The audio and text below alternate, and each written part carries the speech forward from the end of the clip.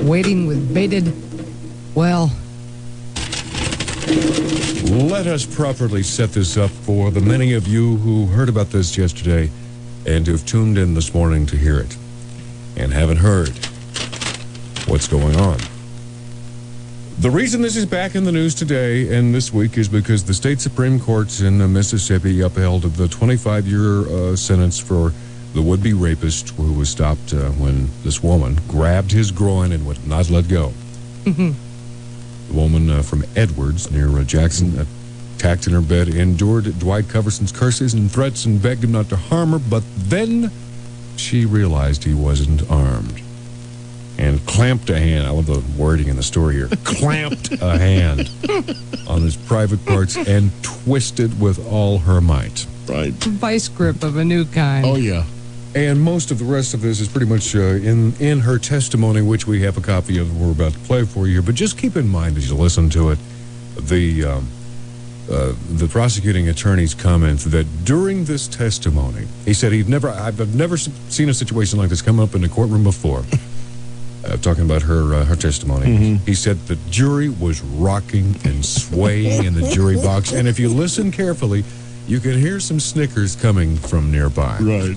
Here it is, the woman's testimony. Here appeared this man standing in my bedroom door with a cap turned backwards on his head and both fists balled up and shoulders slumped over like that. And I laid there and I squinched my eyes to make sure I was awake. And he was standing there trying to focus on me. I sat straight up in bed and I said, "Oh my God, my God." And he ran over to the bed as fast as he could and shoved me with his hand open in my chest and shoved me back in bed. And he said, "Okay, I'm going to take my clothes off." He said, "You listen, I'm going to take my clothes off." He says, "And if you breathe loud, bitch, you're dead." I said, "Okay," and I started back to saying, "Lord have mercy." Every time I'd say something, he'd say, "Shut up, bitch." I said, "Okay, okay." He pulled his shoes off. He didn't bend. He slipped his shoes off like that. And I'm focusing on this fist to see if he's holding something in his hand. He took his shirt off and threw it on the floor. He told me step by step what he was taking off. Taking off my pants. He slipped out of his pants and he crawled up into bed. He crawled up to the top of the bed and he sat in a sitting position. I have a tall headboard on my bed and he sat in a sitting position and I scooted down in bed and put one foot, braced one of my feet on the floor, my right foot.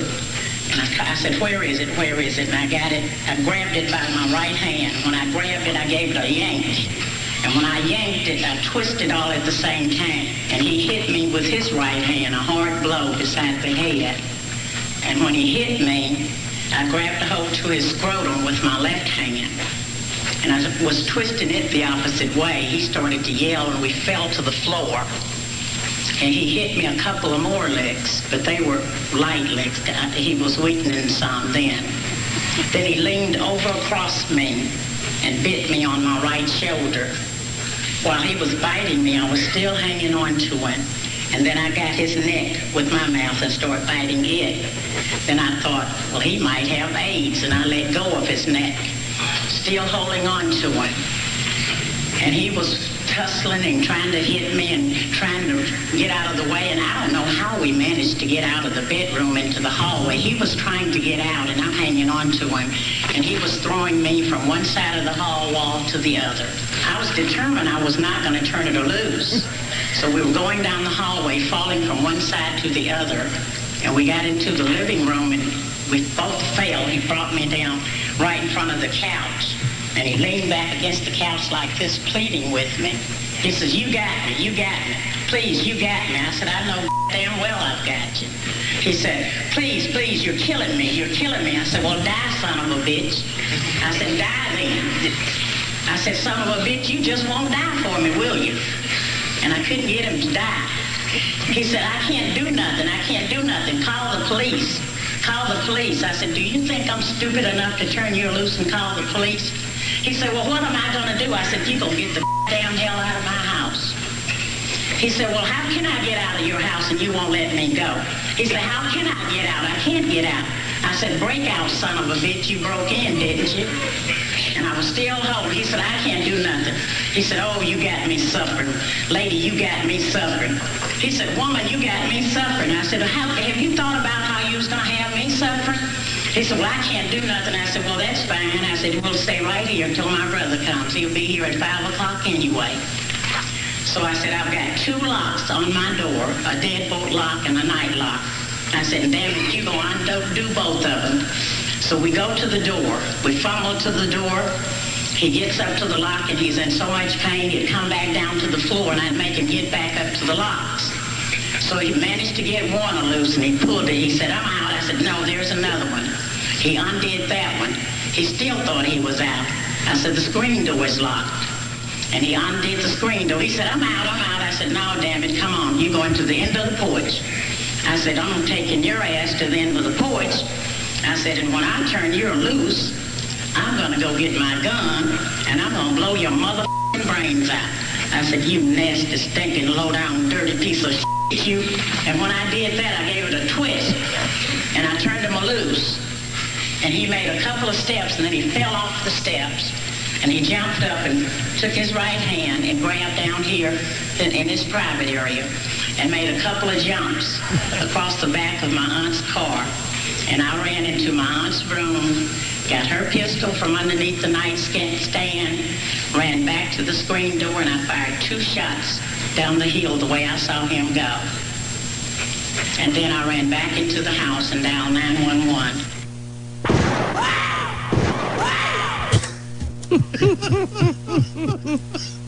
Oh, she's too much. Woo! Took the jury 7 minutes to convict him.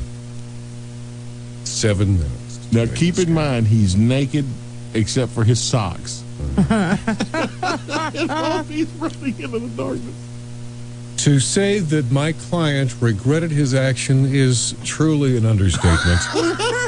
Defense attorney George Luter of Jackson said, quote, he had no permanent damage, but he was definitely hurting for several days. Yes. The cops who traced him to his apartment because his underwear had his name sewed in it. Yeah. That stupid knucklehead. Found him still writhing in pain.